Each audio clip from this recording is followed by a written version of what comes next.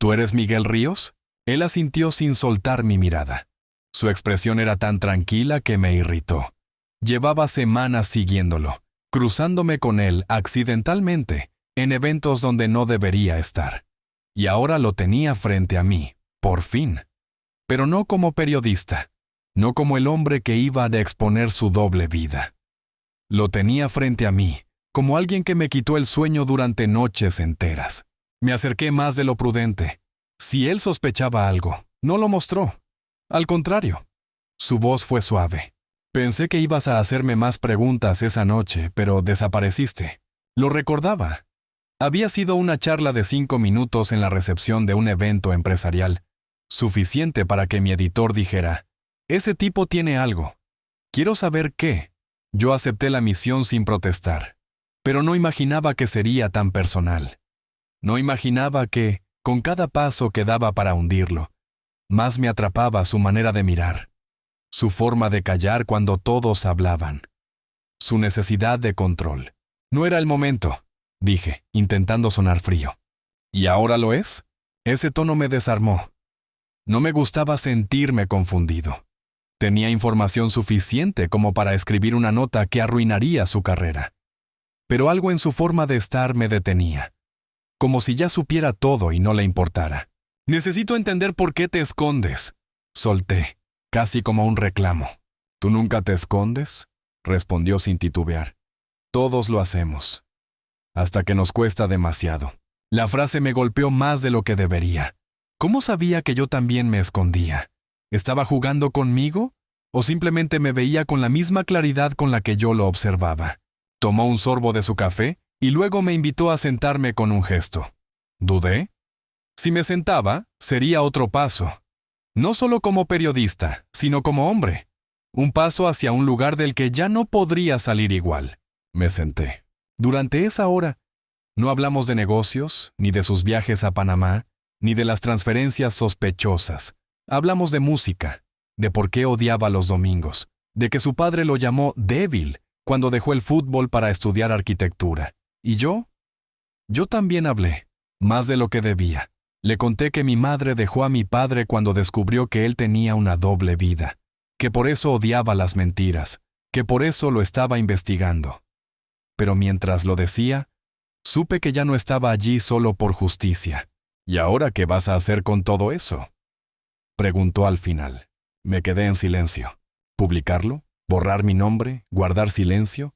No lo sé, murmuré. Se inclinó un poco. Su mano rozó la mía. Fue apenas un segundo, pero mi cuerpo reaccionó antes que mi mente. No fue deseo. Fue alivio. Como si por primera vez alguien viera mi rabia y no huyera de ella. Me marché sin decir adiós. Esa noche no pude dormir. Al día siguiente, recibí un sobre sin remitente en mi puerta. Adentro, solo una foto. Miguel, de joven, abrazando a otro chico frente a un lago. Detrás, escrito con letra clara. No siempre fui un secreto. Me temblaron las manos. Supe que ese hombre estaba dispuesto a contarme todo. Pero solo si yo dejaba de verlo como un objetivo. Solo si dejaba de esconderme también. El dilema me carcomía. Si lo exponía, lo perdía. Si lo protegía, me traicionaba. Pero si callaba, tal vez, solo tal vez, él me dejaría entrar. Y yo ya no sabía si quería quedarme afuera. No pude concentrarme en nada durante toda la semana. Cada palabra que escribía, cada llamada con mi editor, cada intento de seguir adelante con la investigación, todo parecía falso. La foto que me envió Miguel no salía de mi cabeza. No solo por lo que mostraba, sino por lo que significaba. Me estaba tendiendo la mano, sin defensas, sin máscaras. Y yo, que tanto había deseado que cayera, ahora era el que no sabía cómo sostenerme en pie. El viernes por la tarde, sin avisar a nadie, tomé un tren a Segovia. Lo había escuchado mencionar ese lugar una vez, al pasar, y algo me decía que lo encontraría allí. No sabía qué esperaba de ese viaje. Solo sabía que, si no lo veía otra vez, no iba a poder cerrar nada, ni mi historia ni mi propia confusión. Lo encontré caminando por el puente viejo, solo, con las manos en los bolsillos, como si supiera que iba a buscarlo. Has venido, dijo sin sorpresa. No me diste muchas opciones. Intenté bromear, pero la voz me temblaba. No respondió. Solo caminó a mi lado en silencio.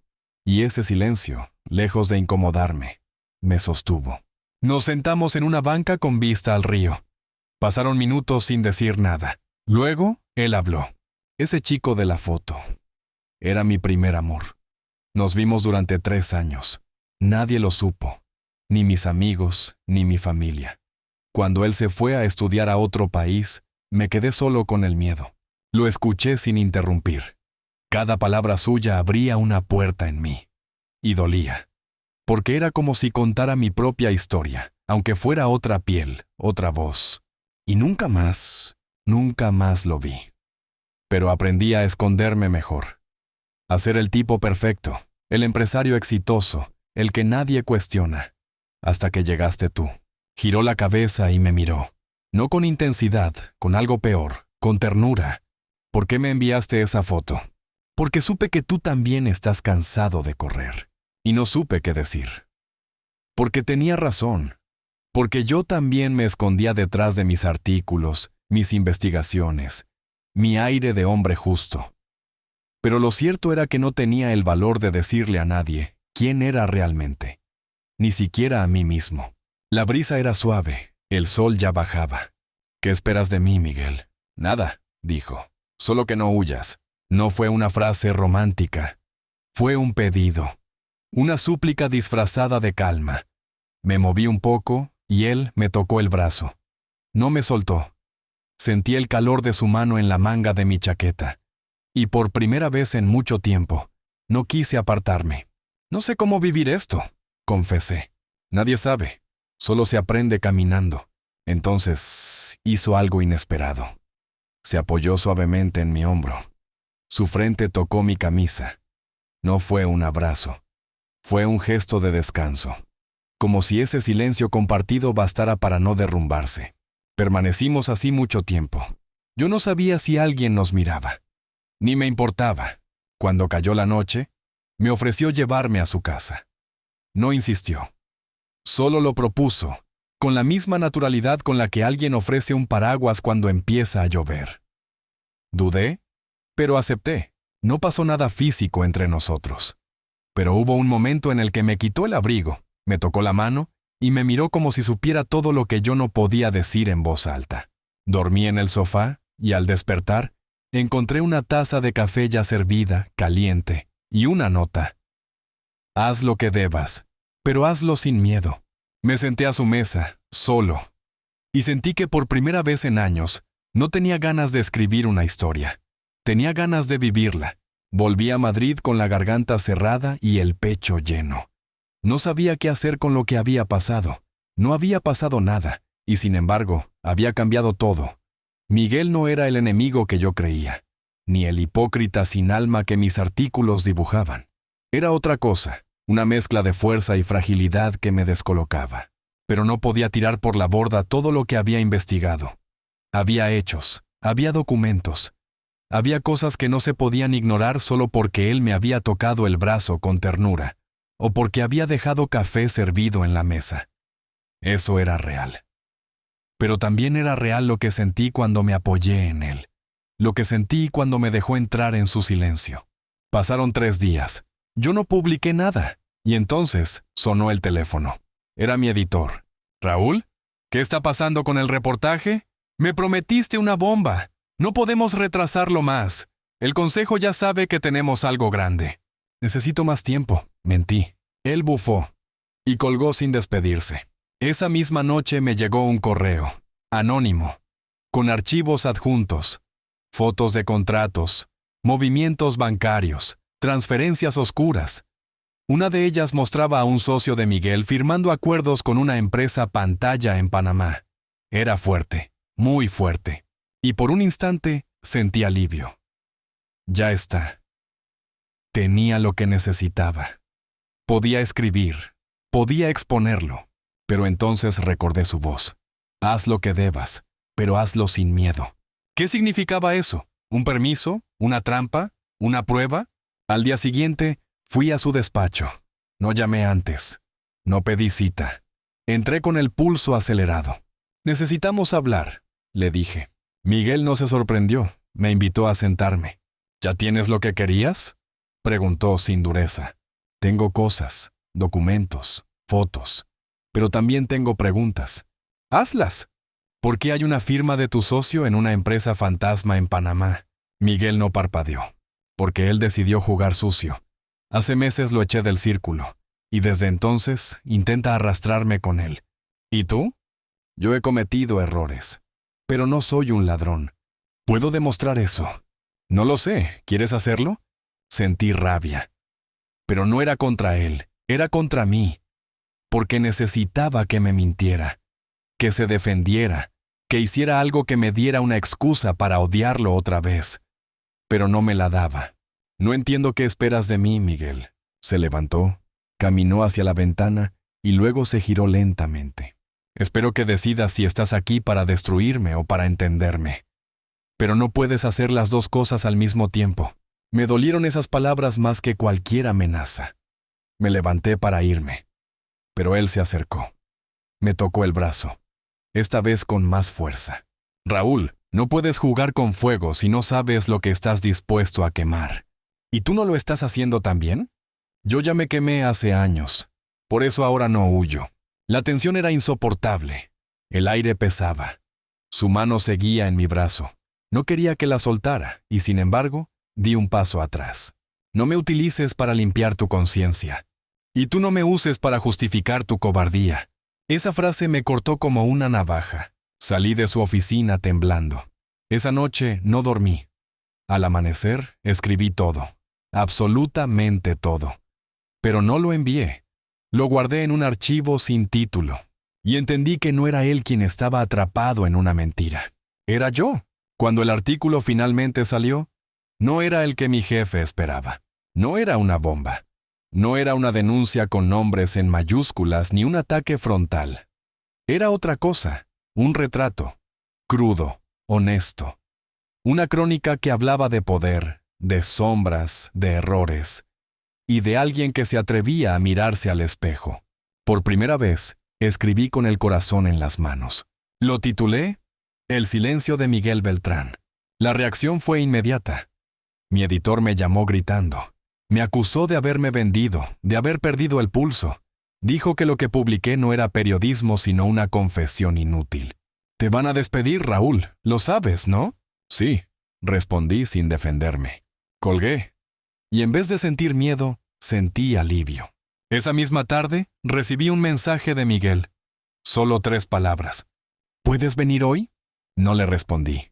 Pero a las 8 estaba frente a su puerta. Me abrió sin decir nada. Nos miramos unos segundos. Y por primera vez, no sentí que había un juego entre nosotros. Ni guerra, ni manipulación. Solo 2 personas paradas al borde de algo incierto. ¿Lo leíste?, pregunté. ¿Sí? ¿Y? Duele, pero es verdad. Silencio. Te hizo daño. No más del que ya tenía dentro. Se acercó despacio. Me tocó el rostro con una ternura que no esperaba. No era un gesto romántico. Era algo más profundo. Un acto de agradecimiento o de comprensión. Nunca había dejado que alguien viera esa parte de mí. Dijo él, con la voz temblorosa. Yo tampoco, susurré. Y entonces pasó. No fue un beso desesperado ni apasionado. Fue algo suave, apenas un roce, como si los labios tocaran una herida que había esperado mucho tiempo en sanar. Cerré los ojos y lo dejé pasar, sin culpa, sin miedo. Después nos sentamos en el sofá. Él puso una manta sobre los 2. Me apoyé en su hombro. No hablamos durante más de 1 hora.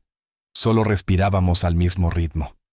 En algún momento, sus dedos buscaron los míos y se quedaron allí. ¿Qué vas a hacer ahora?, pregunté sin mirarlo. No lo sé. Quizás cerrar el círculo, dejar todo esto. ¿Y tú?, añadió él. Tampoco lo sé, pero por primera vez, no quiero huir. Miguel me miró con una expresión que mezclaba dolor y calma. ¿Y si no podemos salvar nada de lo que somos? Entonces empecemos de cero, con lo que quede. Él asintió. Esa noche no hubo pasión, ni promesas eternas. Solo una tregua, un refugio, Dormimos en el mismo sofá, juntos, sin máscaras. Y por primera vez en años no soñé con derrotas. Miguel vendió la empresa una semana después. No fue noticia de portada. Lo hizo en silencio, como quien se quita una piel que ya no le pertenece. Algunos medios hablaron de reorganización estratégica. Nadie supo que fue una renuncia personal, una rendición íntima. Yo, por mi parte, entregué mi renuncia en la redacción. No porque me obligaran. Nadie lo hizo. Pero algo dentro de mí ya no encajaba en ese lugar. Necesitaba reaprender a escribir sin miedo. Y para eso, primero tenía que aprender a vivir sin esconderme. Nos vimos pocas veces en los días siguientes. No porque quisiéramos alejarnos, sino porque cada uno tenía que arreglar sus ruinas. Miguel se fue al norte, a una casa que pertenecía a sus padres. Me mandaba fotos del mar. Yo, en cambio, volví a escribir. Pequeñas crónicas. Cosas que nadie publicaría. Pero que me hacían bien.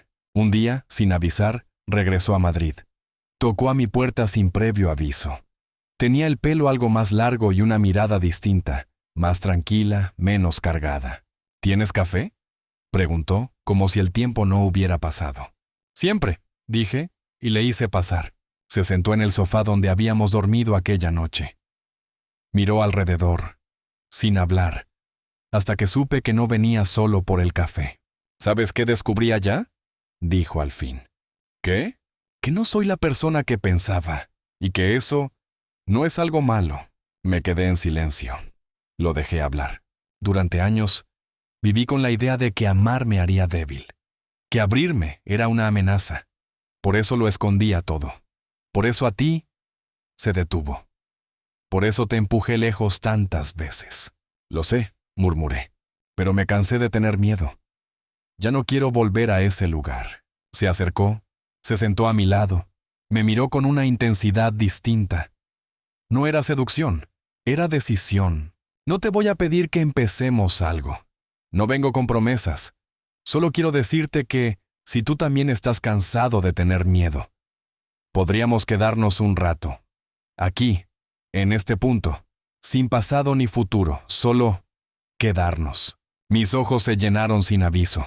No lloraba por tristeza. Era algo distinto, una descarga, un alivio que no sabía que necesitaba. Le tomé la mano, él no se sorprendió. No quiero volver a ocultarme, dije. Pero tampoco quiero que lo que tengamos tenga que ser explicado. Quiero que exista, que simplemente esté, como nosotros. Asentí, y así nos quedamos. No hubo celebraciones, ni fotos, ni anuncios. Solo dos hombres cansados de pelear contra ellos mismos, que eligieron por primera vez dejar de correr. Meses después, escribí un último texto. No para ningún medio, solo para mí. Lo titulé El amor no siempre grita, a veces solo se queda. Y lo dejé ahí, en mi escritorio, sin firma, sin publicación. Porque algunas historias no necesitan ser contadas, solo vividas.